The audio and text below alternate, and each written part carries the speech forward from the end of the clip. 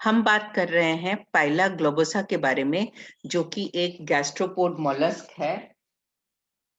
It is commonly called apple snail और ये एक फ्रेश वाटर स्नेल है।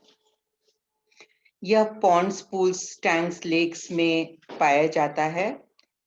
ये अडेप्टेड है एम्फीबियस लाइफ के लिए। इसमें पल्मोनरी सैक भी पाया जाता है वायवीय श्वसन के लिए, और गिल पाया जाता है एक्वेटिक रेस्पिरेशन के लिए, जलीय श्वसन के लिए।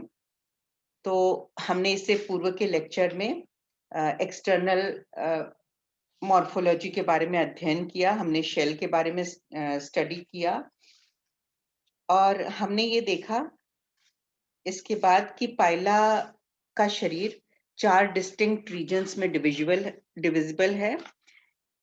इसमें हेड, फुट, तो पाइला के बॉडी में 4 डिस्टिंक्ट डिविजन्स पाए जाते हैं: head, foot, visceral mass and mental और पेलियम। मेंटल विसरल मास को कवर करता है और एक हुड बनाता है एनिमल के ऊपर। जो मेंटल का जो एज होता है वो थिक होता है और उसके अंदर शेल ग्लैंड्स पाए जाते हैं। तो इस प्रकार से मेंटल जो है that is responsible for secreting the shell.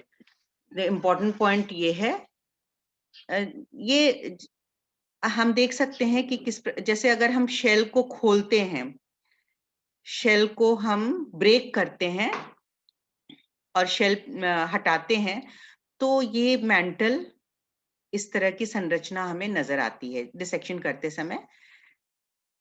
तो ये पूरा कवर है मेंटल, और ये मेंटल ये थोड़ा सा थिक होता है। इसके अंदर mantle is responsible for secreting the shell. Mantle ही शेल को सिक्रीट करता है। तो ये इस तरह की संरचना हम यहाँ स्टडी कर सकते हैं। देखिए बहुत ही इंटरेस्टिंग है, this is an interesting way of studying. ये तो हेड पार्ट है, ये ऑफ कोर्स फुट है। ये इस तरह से यहाँ पे फुट दिखता है जब हम एनिमल को खोलते हैं डिसेक्शन के लिए। ये टेंटिकल्स हैं, ये आईज हैं, और इंटरेस्टिंगली जब हम मेंटल को इस तरह से यहाँ पे कट करते हैं सिजर्स लगा करके, और फिर जब हम कट ओपन करते हैं तो इंटरनल बॉडी पार्ट्स हमें दिखते हैं।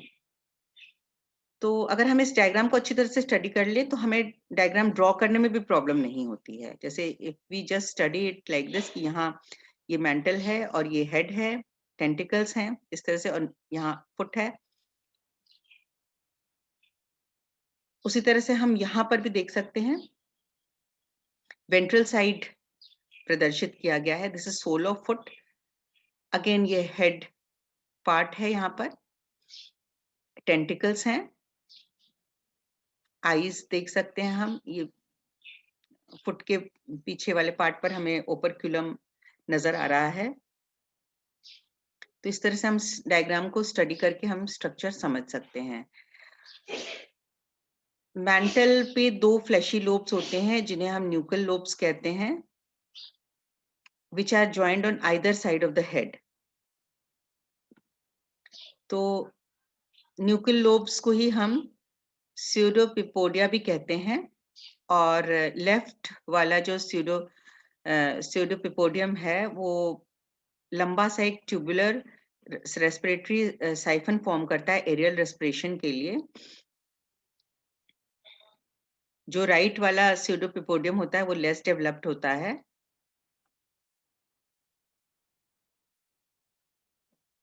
अब हम आ जाते हैं mantle cavity and pallial complex पर। इससे पहले हम देखते हैं ये डायग्राम को स्टडी करते हैं हम।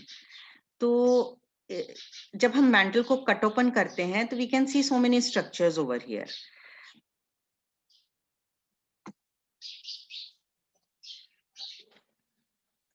हमने ये मेंटल को कट ओपन किया है, और ये देखो सबसे यहाँ जो इंटरेस्टिंग पार्ट हमें सबसे पहले ध्यान जिस पर जाता है दैट इज टेनिडियम और गिल।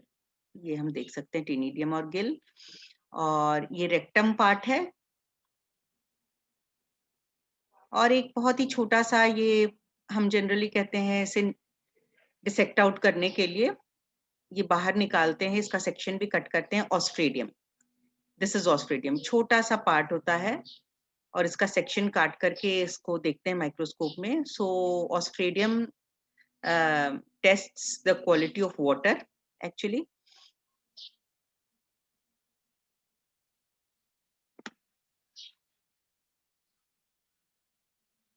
तो हम और स्टडी करते हैं mantle cavity and pallial complex में क्या क्या है। एंटीरियर पार्ट में, एनिमल का जो एंटीरियर पार्ट होता है, तो काफी सारा स्थान पाया जाता है मेंटल और बॉडी के बीच में, इसे ही हम मेंटल कैविटी कहते हैं। और मेंटल कैविटी टॉर्जन की वजह से आगे की तरफ शिफ्ट हो चुका है। मेंटल कैविटी या पैलियल कैविटी में बहुत सारे अंग पाए जाते हैं और हेड जो है इसके अंदर ही विड्रॉ हो जाता है।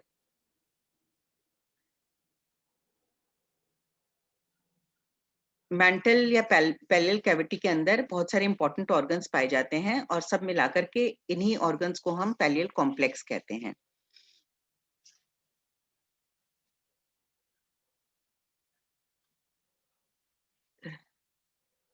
राइट पिपोडियम के पास एक प्रोमिनेंट रिज या एपिटीनिया पाया जाता है जो कि पीछे की तरफ जाता है, और यह मेंटल कैविटी को राइट ब्रेंकियल कैविटी और लेफ्ट पल्मोनरी सैक में डिवाइड कर देता है।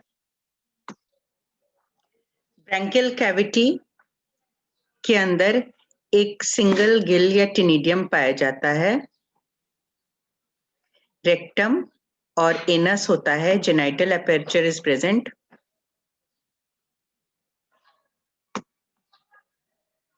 In the branchial cavity or chamber lie a single gill or tinidium, rectum and anus, the genital aperture, and the anterior chamber of the kidney as a reddish mass near the posterior end of the epithenia. और left pseudopipodium, एक near the left pseudopipodium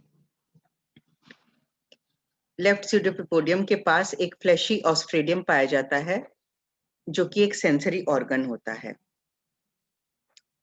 coelom हासित रहता है और coelom is in the form of unpaired cavities of pericardium, kidney and gonad. The renal and pericardial cavities communicate, but the cavity of gonad is unconnected. Renal एवं pericardial cavities जो होते हैं वो communicate करते हैं। विसरल ऑर्गन्स घिरे होते हैं, सराउंडेड होते हैं साइनसेस द्वारा। साइनसेस क्या होते हैं? Sinuses are spaces containing blood, स्थान होते हैं जिनमें की ब्लड भरे रहते हैं। तो यही जो ब्लड फिल्ड स्पेसेस होते हैं इन्हीं को हम हीमोसील कहते हैं।